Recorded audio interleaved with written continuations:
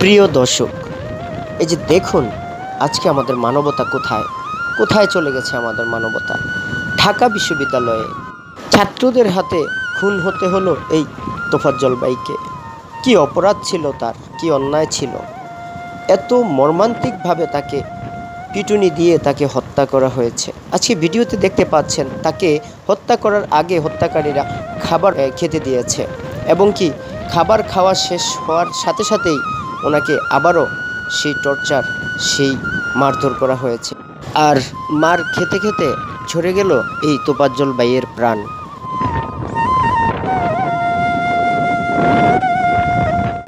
হে ছাত্র ভাইয়েরা, তোমরা যেহেতু লোকটিকে মেরেই ফেলবে, তাহলে কেন তাকে খাবার দিলে বলো?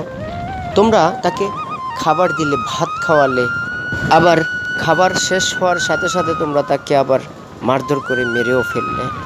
আজকে মা হারা, বাবা হারা একটা এতিম সন্তানকে তোমরা মারধর করে আজকে খুন করে ফেললে, কেড়ে নিলে তার প্রাণ।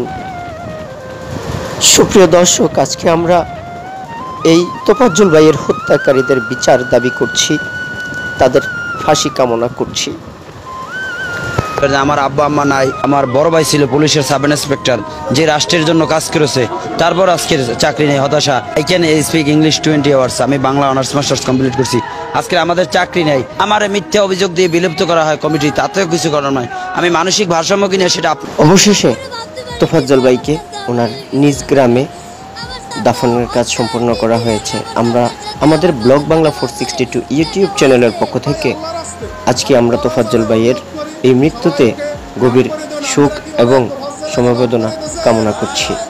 আল্লাহ যেন ওনাকে বেহেশত নসিব করে, আমিন।